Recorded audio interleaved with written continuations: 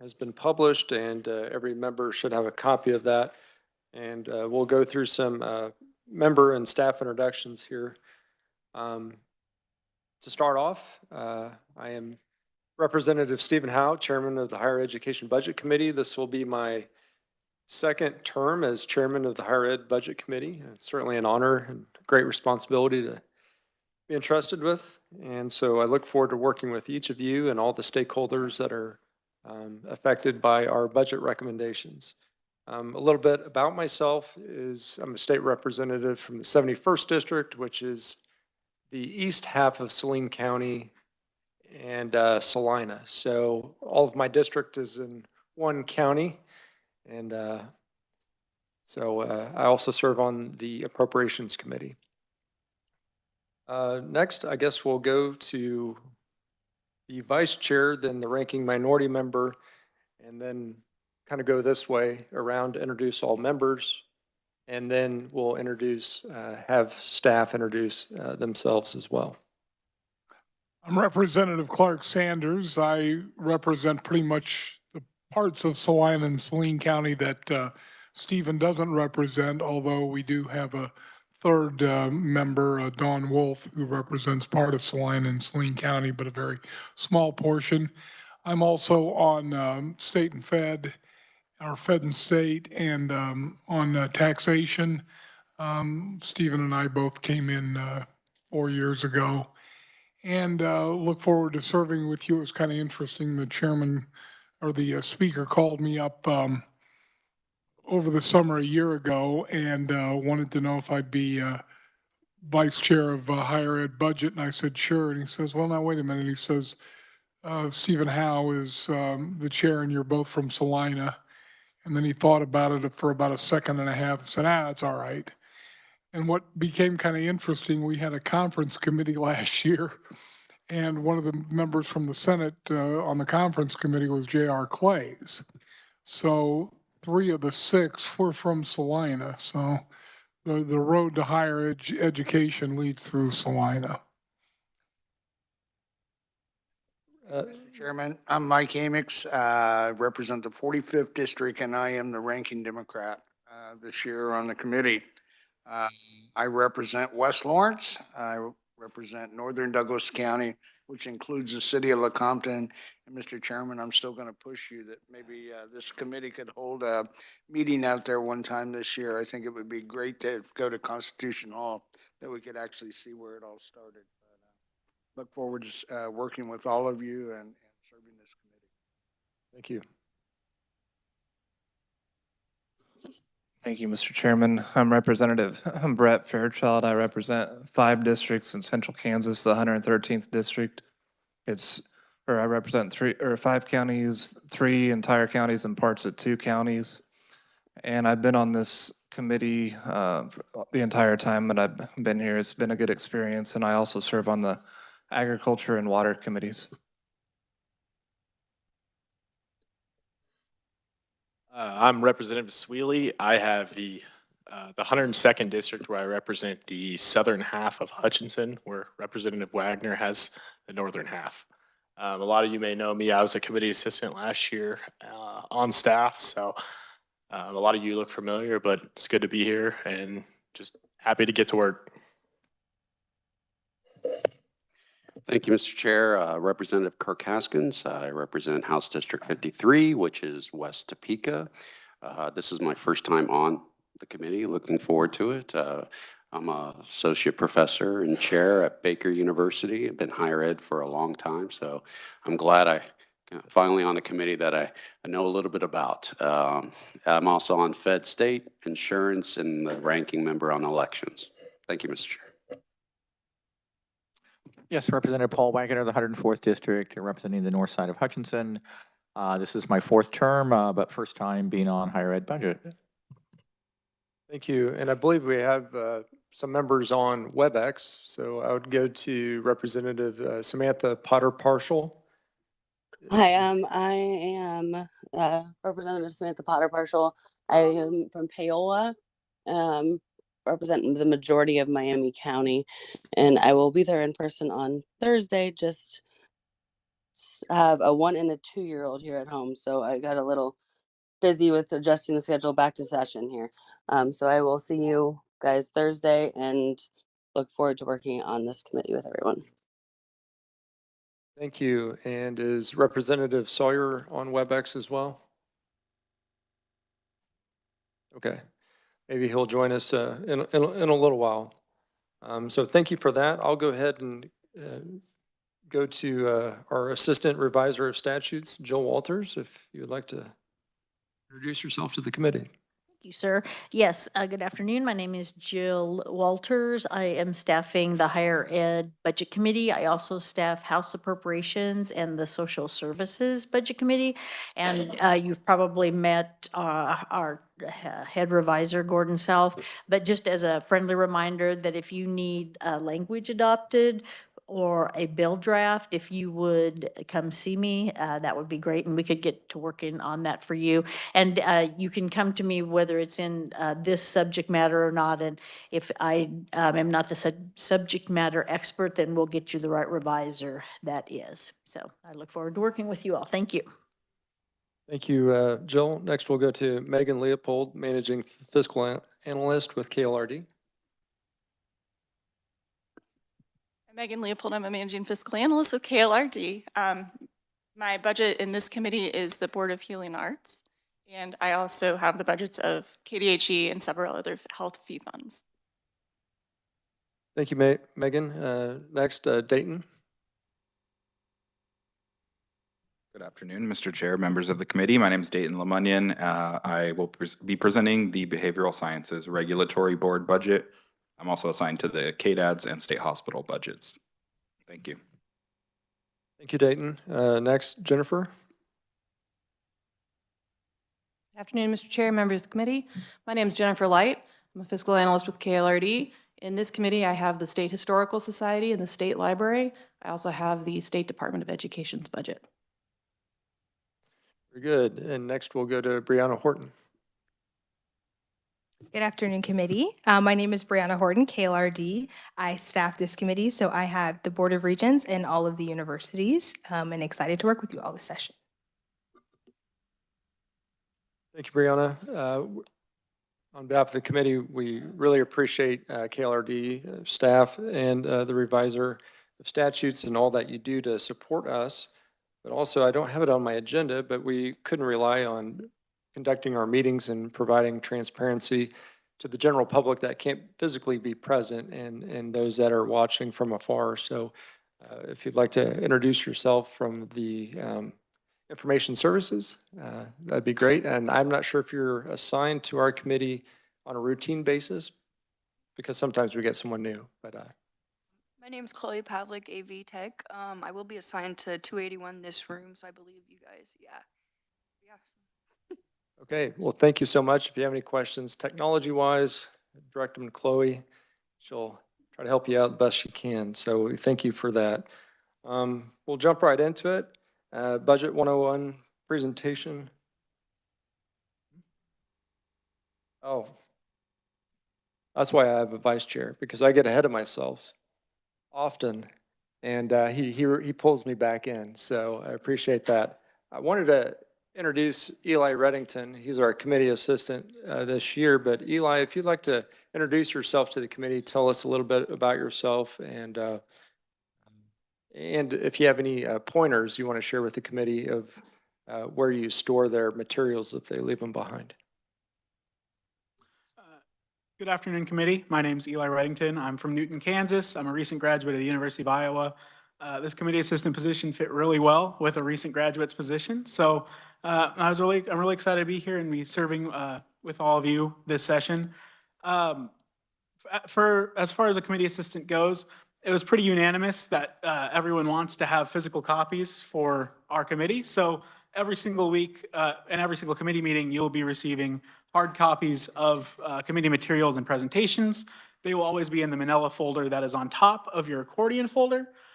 Those will be stored in the black cabinet that is in the corner behind Ranking Minority Member Amix, and it'll be in the bottom drawer there. I can collect all of that material afterwards and store it in that drawer. If anyone has any questions, ever needs to help direct someone who wants to testify in front of the committee, please just send them my way. I'm happy to help out with anything that you guys need. Thank you, Eli. We're glad to have you here, and I'm not sure if a Hawkeye is similar to a Jayhawk, but we'll figure that out later. Next we'll move on to Megan Leopold. Glad to have you back and presenting a little bit of a Budget 101 presentation to the committee. Good afternoon. I am just going to start with an overview of the role of this committee within the budget process. And then after that, I will get to the handout that you should all have that says Budget Basics at the top. My goal in this is to provide an overview both of the committee's role and of the budget keywords that you will come across throughout your work in this committee. If you have any questions as I go through, I'm always happy to answer them. The budget process really begins in September. That is when the agencies submit their budgets. This year in December, we had a special committee of legislative budget who met, and they created recommendations based upon those agency requests. And then in January, we have the governor's budget that comes out, and we will all hear about that on Thursday. Within the House, the budgets are divided upon subject matter, and they're distributed out to committees where they're heard. There are 4 parts to every budget. The first is the KLRD analyst will provide a summary. You should be provided with that summary as part of your committee packet that you receive that day. After that, the agency has a chance to present, should they choose, and provide testimony. Oftentimes, they'll provide both oral and written testimony. There's a period of public comment for those advocacy groups that choose to provide information to the committee. And then the final part is the recommendations of the committee. And this is when the committee makes recommendations based on the budgets that they hear. The recommendations that this committee makes can take on a variety of, they can look a variety of ways. They can be an addition of funding. They can be a deletion of funding. They can be adding language that would be a part of the budget bill. That could be something that directs funding to go in a certain way or be spent in a certain way. And these recommendations will be built onto what the Legislative Budget Committee has already recommended. So for instance, if the Budget Committee recommended to add $5,000, this committee can choose to delete that or add to that or add language. The process for making a recommendation is similar to that of amending a bill. The committee member makes a motion, there's a second, and then finally the committee will vote on the recommendation. And finally, at the end of the budget recommendation process, a final motion is made to pass that budget as amended out of committee. After the committee has completed those jobs and they've passed the budget out of committee, the fiscal analyst who is assigned to that committee will send the committee a subcommittee report, and that outlines all of the recommendations that were made in this committee. And sometimes there are no recommendations, and you will still get a subcommittee report that says that the committee concurs with the Legislative Budget Committee. The subcommittee report will come via email. It will come with an email that states that if you do not reply with any concerns about the content of the subcommittee report, then you are signing off on that report. Something that's important to know is that when you sign off on the report, what you are signing off for is accuracy. So you're not signing off to say that I agree with every recommendation on here. You're signing off to say, yes, this matches my understanding of what the committee has recommended. And then finally, the next step is that Chairman Howe will take these budgets to the House Appropriations Committee. He will have a chance to present the committee's recommendations, and the House Appropriations Committee will have a chance to confer about that, and then eventually the budget will be passed out of House Appropriations Committee and then move on to the floor. Are there any questions about this?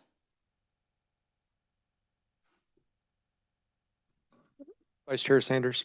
Thank you, Mr. Chairman. So this is a new budget process this year, am I correct? So how do you like the change? How does it Are there advantages or disadvantages from the way we've done it in the past? I think that's very much still to be decided. And I think that that is something that legislators will be able to figure out after it's said and done, and we have this to compare to other sessions. Okay, then one more question on that point. Has this made more work or less work for you? Or about the same? It has moved our timeline. So in previous sessions, at this point, we would be still working to complete our budget summaries, but in this case, we've been doing that for the last several months, and they're now completed or very close to being completed. So it's taken a lot of the work that we would be doing this first few weeks of session and moved it up. Thank you. Are there any other questions? Go to Representative Wagner, then over to Representative Fairchild. Thank you, Mr. Chairman. So explain to me, I'm familiar, I was former vice chairman of the general government budget, and we would have the governor's request and the agency request. And so with this, the new legislative committee, so we'll have a governor's request, agency request, and the legislative committee's notion as to what the budget should be, or how is that going to work? The summary will look very similar to past years, but rather than having a column that outlines the governor's request, we'll have a column that outlines the legislative budget committee's request or their recommendations. So just a point of clarification. So literally the governor's request won't even show up on our piece of paper that we're looking at. Am I correct in that? Governor's request is not part of the document that we'll present. Okay. One follow-up. Also, you made a mention on recommending changes in the budget that we need to do it like an amendment in a normal committee, or it's a little more informal as far as, well, explain again how you want us, if we're going to make a recommended change in some budget. Sure. So if you were to have a recommendation, you would state the recommendation to the committee, and then another committee member would second that. Then there would be a time for discussion, and then the committee would vote on that recommendation. So it would be a recommendation of the committee. Do you have a follow-up, Representative? Yeah, go ahead. Again, so we don't literally, it's almost done like a conceptual amendment is done in a normal committee. It's just done on the fly. It's not necessarily we have something pre-written like a balloon amendment or something. It's just boom. Representative, if I may. So I will be issuing a set of committee rules a little bit later this week, so you have it in front of you. I'm still finalizing a few things on there, but at least in the last session, I encouraged all members, if you had an amendment or a motion that you would like to offer, that you would have it written out so that everybody could have a copy.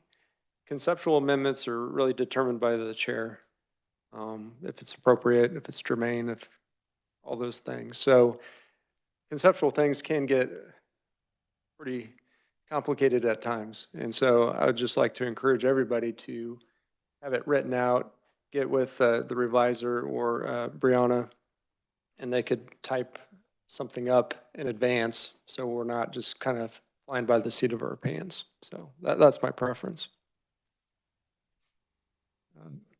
Representative Fairchild. Thank you, Mr. Chairman. I think Representative Wagner already asked all the questions I was going to ask, so I don't have anything else. Are there any other questions for Megan at this time? Megan, if you have any other remarks or anything else in your presentation, probably. I'm going to move on to the handout. Okay, thank you. So you should have in front of you a handout that says Budget Basics at the top. This is just an overview of many of the concepts that will come up time and time again throughout the budget process. The first is the funding. And there are three funds that you'll most often hear about throughout the budget process. The first is the State General Fund. That is the state's fund that they have. It's funded through taxes, so property taxes, sales taxes, interest earnings. And the State General Fund is used to finance those projects and operations that are not financed or through other means.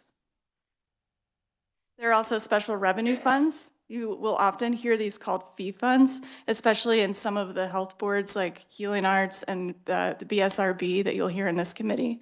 They're called fee boards because they are funded through special revenue funds that are fee funds that are funded through the fees that they collect from those who are getting licensure through their program or through their board. Generally, special revenue funds have limited scope of appropriate expenditures. So oftentimes the fees will come in and then there will be in statute certain ways that these funds are directed to be spent. And then finally, we have federal funds, which are funded, that come from the federal government and filtered through the state to fund government operations. Expenditures, when we talk about expenditures in our budget summaries, we often divide it up into different operations. The first is salaries and wages. This helps us identify within an agency how their funding is being spent. And you'll see that it differs quite a bit from agency to agency based on the scope of their work and what they do. So the salaries and wages expenditure is exactly what it sounds like. It's salaries. It also includes fringe benefits such as health insurance, retirement, and capers. There's also contractual services. This is essentially any service that is performed for the state that is not performed by an agency staff. So these are individuals or organizations with whom the state contracts to provide services such as consulting services, communications, landscaping, things like that. Commodities and capital outlay, they're very similar, but there's a slight difference in that commodities are consumable materials. So when you hear about an agency spending money for commodities, it's generally something that's going to be used within that year. So cleaning supplies, paper, things like that. And then capital outlay are those expenditures for items that have a typical life of more than a year. So that would be office equipment, IT materials, things like that. Aid to local units of government and other assistance, again, two very similar categories in that they're both funding that is exiting the state to go to other entities. Aid to local governments is funding that is given out to another taxable authority. So these would be cities, counties, school districts. Other assistance are those funds that are provided out to individuals. So an example of other assistance would be Medicaid, TANF cash assistance, things like that. And when you get your budget, as we previously discussed, we'll be comparing two versions of the budget. So on that summary, the first one that you'll hear about, well, I guess really three. The first one that you'll hear about is the approved budget. So last session, the legislature approved a budget for fiscal year 25. And in the budget summaries that you receive, there will be a column for fiscal year 25. Agencies have an opportunity to come back and ask for changes in their budget to better fit what they now have more experience with as fiscal year 25. So when you see your budget summary, there will be a column for fiscal year 25. These are changes that the agency is making to what was already approved.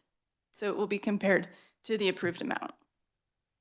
There's also the agency request. This is what the agency has requested for fiscal year 25 and then also fiscal year 26. Fiscal year 26 is a new budget. There is no approved budget right now for fiscal year 26. And then finally, we'll have a column for the LBC recommendations. Again, this is the budget committee that met over the interim, and their recommendations will be included in a column on that summary so you can compare that to the agency's request. You'll also see there are some agencies that are required to submit budgets for 2 out years. So a couple of the fee boards that you see in this agency or in this committee will have budget requests for fiscal year 25, 26, and 27. And I'm happy to answer any questions. Committee, any questions? Representative Haskins. Thank you, Mr. Chair. And Mr. Chair, that might be just a point of clarification for you. With the new process, has there been a shift or change in the timeline as far as when it'll be expected for us to complete this process and give recommendations? So the Committee on Appropriations has established what they call report out dates and deadlines, basically for the budget committee chairs. So we haven't had our budget committee chair meeting yet. It's actually right after this meeting at 3. And so I will, as far as I know, I'm going to be reporting out several budgets next week. So the Behavioral Science Regulatory Board and the Kansas Board of Healing Arts, which are on the agenda for Thursday, will do those recommendations on Thursday. They're a little, I would say, easier because they're fee-funded agencies and it's pretty straightforward. I will report those out sometime next week. I believe it's the 21st, or they're thinking about switching it around, so it's not finalized yet. But so we're going to be moving at a pretty fast clip, because not only do we have to report out our budgets, and all the other budget committees have to report their budgets to appropriations, but then that committee has to have time to work the budget proposal before it goes to the House. Then, of course, the Senate is waiting on us to take the lead. So the timeline is going to be a little bit tight. I would hope that we can get something to the floor. We need to get something to the floor by turnaround, of course, which is, I think, the 3rd week in February. So it's going to be a fast process, but if you have questions about it, let me know, or let the revisor know, or Brianna. So Thank you, Mr. Chair. Vice Chair Sanders. Thank you, Mr. Chairman. So is the typical procedure going to be to have a hearing on a particular budget and then later vote on it in that same meeting? Thank you, Vice Chair. Not at every occurrence. Some of the schedule will hopefully allow for presentations, then the next day do recommendations on some of the budgets, but that's kind of our intention with some of the universities. But the universities, I think, are in the process of confirming dates with staff to get that on the calendar. But there will be multiple universities presenting on the same day, but we do have that divided up a little bit. But the voting will take place relatively quickly. Yes, within probably the next day or two. So, Mr. Chairman. Are there any other questions for Megan or myself? Representative Wagner. Thank you, Mr. Chairman. So Megan, my question is, typically the governor releases her budget when she does the State of the State speech, or approximately in that time frame. Has this legislative budget been released yet, or when is it going to be literally released, where we'll have like the gross numbers of what it's going to? Megan? The physical bill? Are you asking when that will be released? Yeah, as far as, typically there's an announcement, the governor's new budget is $25.5 billion, and here's the breakdown. The legislative budget is going to come out when? Well, you'll see the parts of it on the budget summaries, but we'll be providing an overview to the 2 money committees, House Appropriations and Senate Ways and Means, that have an overview of the legislative budget as compared to the agency request. Representative, maybe to answer your question, I believe the budget bill was read in yesterday and assigned a number. Is that what you were asking about? Yeah, so like the totality of how much is being recommended is out there. The numbers are out there. I haven't checked personally. I'll defer to Megan if it has been published on the website. At this point, we're working on consolidating all of the numbers and getting that data cleaned up, and then we will have an overview for the money committees, I believe next week, that outlines the total, that shows it from a big picture. Okay. One just follow-up question. Again, the Legislative Budget Committee, this is not Appropriations Committee. I presume it's some sort of small group of people from the Appropriations Committee, or who was on that committee, just by the way? I can speak to that, Representative. So there was a special committee on the budget, basically, that was put together. Of course, it was a joint committee of House and Senate members, and we worked in the interim time period to go over every agency budget. And so we went over every agency budget and considered those, took a look at them. I think part of the desire to do that was to start earlier in the process, because I think for those that have been here for a while, the first few weeks, you kind of wait around for a budget bill, and then the budget bill has to get formatted in a certain way before it's published. And so this way, we're starting day one with a bill introduction and then more information so we can hopefully do our jobs in a more judicious and thorough fashion as a budget committee. So I think that was kind of the desire. Representative Fairchild. Thank you, Mr. Chairman. I just wanted to say that the bill number is HB 2007. It has the entire budget in it. Any other questions for Megan? If not, she'll be back on Thursday, I believe, with the Kansas Board of Healing Arts and doing a presentation for you there. Before I go on to Brianna Horton for a higher education overview, I will say that it is my goal to get you committee testimony in a timely fashion. As soon as I can confirm with committee assistant that we've received all the testimony, we'll get that sent out to you or uploaded to the, is it the G drive or the S drive? Okay, there's too many network drives. I get them confused often, but we'll get that sent out so you have time to prepare and read through documentation, and so you're prepared for your meeting. So we'll go next to Brianna Horton for a higher education overview.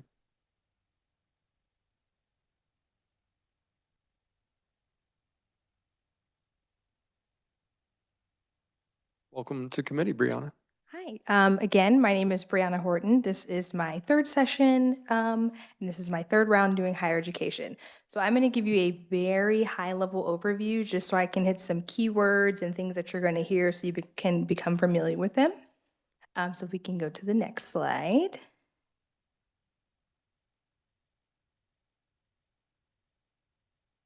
So these are the funding sources you'll primarily hear about when I'm talking about these budgets. So of course, you're going to hear about state general fund, then you're going to hear about the restricted fee fund. So those funds are received by any student activity fee or any other fees or charges. Fees can only be used for a specific purpose, which they were collected. You will hear the general fee fund a lot. So that is the tuition. That is how they're collecting that tuition. That is that fund. And then you'll hear about the Educational Building Fund. So that fund has a mill levy, and that fund is used for deferred maintenance. Now there are other funds with the Board of Regents that are used for deferred maintenance projects and rehab and repair, but this is the one you'll hear about the most. Next slide, please. So I'm going to try and talk through some passport funds through KBOR and kind of how this system works. So the Board of Regents will have a budget, and in that budget will be supplementals and enhancements, and I'll get into that in the next slide. But those include things that we appropriated last year, like the NISS playbook and IT cybersecurity. Also, you'll see things for the stay on that slide for me for a second. The community colleges. So last year we appropriated about $14.3 million for business apprenticeships, and then they usually have a reoccurring ask for capital outlay aid. Another one of those items is the Technical Colleges Operating Grant, and then Washburn University is inside of the Board of Regents budget for budgetary purposes. Other items that go through the Board of Regents are scholarships, so like HEROES Act, Promise, Comprehensive Grant, adult basic education, and then career technical education. So these things kind of go through the Board of Regents or are housed there, can be sent to universities, can be used for students. Next slide, please. So supplement enhancements, this is a very textbook definition. Supplementals are things that the agency are asking for in their current year, so they'll be asking for things in FY 2025. And then the enhancements are for a budget year, so for FY 2026. So just super simple. Next slide, please. So amendments and more, Megan kind of talked about those. If you want to make an amendment or if you want to add language, please let me or Jill know so we can sit down and draft that appropriately, make sure it gets put into the right budget. And when you make an amendment, you can use add language, add money, or delete money, delete language, things like that. You can also add comments and notes. So in my subcommittee report that Representative Howe will report out, you can add anything you want to say about one of the universities. If you like certain areas or aspects, those notes can be added to the subcommittee report, but they don't go in the bill. It's just a note from the committee to the appropriations committee about whatever you wanted to say about that particular budget. And then next slide. Oh, that was it. So it's very high level, very quick. So any questions? Well, thank you, Brianna, for the presentation. I'll just clarify with the committee. So when Brianna talks about supplemental requests or enhancements, that will not be, those were taken out by the legislative or the special committee on the budget. And so in the budget bill, there shouldn't be any enhancements or supplemental requests or any new FTEs. Those were stripped out. So we basically, this budget bill that was introduced is a baseline budget bill. Can those things be added back in? Yes, if it's the will of this committee to add something back in, there's that opportunity. The committee has that process in place. Appropriations Committee has that same opportunity then on the floor and of course over in the Senate chamber. So there's many opportunities to advocate for something or, make modifications in our recommendations at least. So go to Vice Chair, then Ranking Minority Amix. Thank you, Mr. Chairman. So Brianna, on the fee-funded budgets, isn't there a situation where if they collect more fees than what they need to fund the budget, they contribute some to the state general fund? Brianna, if you need to defer I'm to going to Megan. defer to my managing analyst for that one. Okay.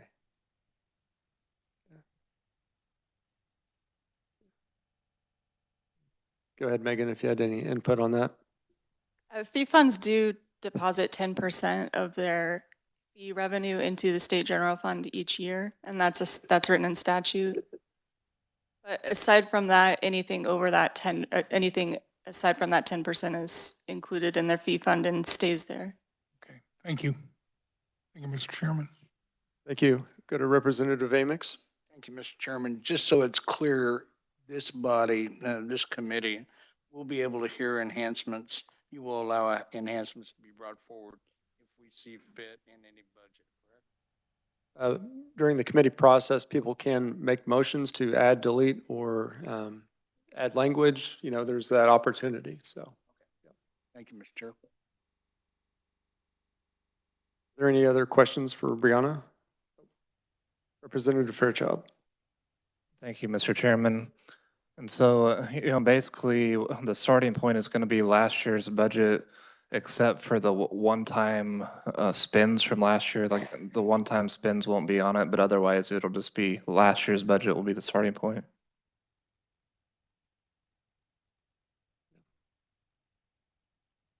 Any other questions? All right. If not, Brianna, we thank you for your time and efforts, especially and Megan and Dayton and Jennifer and everybody else that worked over the holiday season to allow us to get a bill introduced on day one. So thank you. Are there any other questions that the committee may have for the chairman? Okay. Wanted to go over a few things before we adjourn today, and that is the upcoming schedule. We do not meet tomorrow. Wednesday is kind of a different day. We'll have a lot going on the floor with State of the States and military and judiciary. We will meet on Thursday. And Thursday, we will hear the budget presentations from the Behavioral Science Regulatory Board and the Kansas Board of Healing Arts. Then after that, on the agenda, we have scheduled to work those budgets and make recommendations. So that is the schedule for the rest of the week. We will not meet on Friday at this point. Hopefully we have a successful day on Thursday so we don't have to meet on Friday. Then the following week on Monday is a federal holiday. We're not in session. And then Tuesday we'll come back.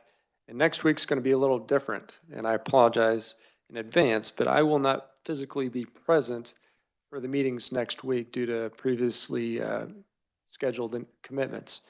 But I will be participating via WebEx. Now, what does that mean? It means that I can't vote. So I will be a participant. I can offer my thoughts and whatnot, but the Vice Chair Sanders, will be running the meetings from the committee meeting room. So that'll be a little bit of a change for next week, but I believe on Tuesday. Do you have the schedule before us, Eli? Okay, so next week on the 21st, of course, I've got to get this submitted into the system by tomorrow at noon, but it'll be published. Right now, we're tentatively scheduled to have the State Historical Society and State Library on the 21st. Then on the 22nd, we're scheduled to do recommendations. Is that correct, Brianna? You're looking at me like,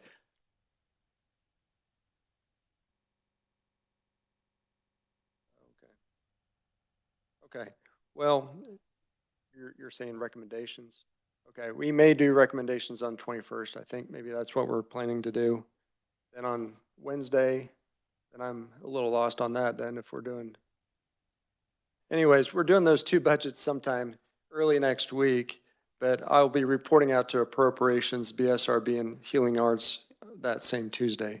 So then the community colleges, technical colleges, and the independent colleges will present on, I believe, the 23rd.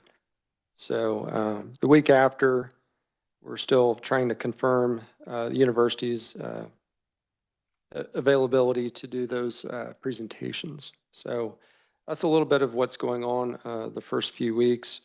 Right now, I'm not planning to meet the 24th. If we can avoid doing that, we will. But then the last week in January, we're going to be here 5 days. And then hopefully finish up recommendations that next week of February. Because I think appropriations is trying to get everything done out of their committee by mid-February, the week before turnaround. So does anybody have any questions about anything? Yeah, Representative Haskins. Yeah, thank you, Mr. Chair. Since this is my first time on such a appropriation or budget, it feels like this is extremely rushed. Is this typical, how we hear something and then we decide that same day? Is that what we usually do? We can. These are budget recommendations, so you can do that. Now, if it was a bill, we would have to follow a different set of guidelines where we would have a 24-hour period unless you suspended the rules to work the bill that day. Okay.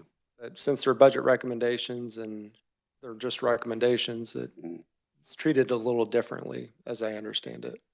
But you know, we're trying to do a 90-day session, and of course, the state constitution says they're calendar days, not session days. So even when we go home, you know, this weekend, Saturday and Sunday are considered session days. And so we kind of burn through a couple days that we could otherwise be working. Some state legislatures do session days like Nebraska. So they have a 90-day session, but they won't get done till maybe June or July. Mm-hmm. So it's a little drawn out, and we're going to be done by perhaps April 12th. So it is somewhat rushed in the sense that we only get 90 minutes per meeting date and whatnot. But, you know, the Senate probably feels a little bit more rushed because they have less members to do more work. So. Thank you, Mr. Chair. Other questions? Vice Chair Sanders. Mr. Chairman, you might want to share the conversation that we had earlier today about we get multiple bites at the apple. So if something goes on in here that you don't necessarily agree with or like, there are other ways that you can address that issue.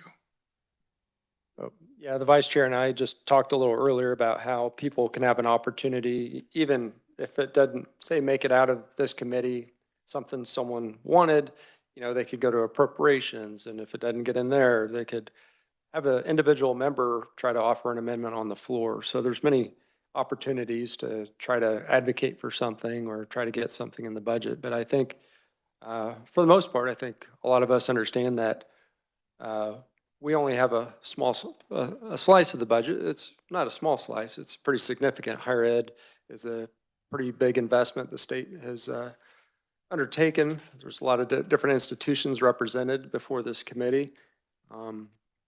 We have 6 regent universities, 19 community colleges, I think 20 independent, private, 21 from the gallery. So, and 7 technical colleges. And so there's, and Washburn, our municipal university. But yeah, there's a lot of things going on. I do wish at times in an ideal world that we would have a little bit more time to comb through things, but that was part of the desire of that, putting together that special committee on the budget to at least get us ahead of the curve a little bit when we start session. So any other questions? Representative Wagner. Yeah, Mr. Chairman. So as far as next week, the question, will we normally be having committee meetings on Friday, or what's sort of your indication on that going forward? Yes, so the 17th and the 24th of January, I'm not scheduling meetings at this moment, at this time. Of course, that could change. We could come in Thursday and something happened and we have to meet Friday, then we will meet. And as long as I give enough public notice, we'll do that. But this is a committee that can continue to meet after we do all of our recommendations. If there was policy matters or something that was germane to this committee, but at this point, our main focus is solely the budget. Anything else? If not, the meeting is adjourned.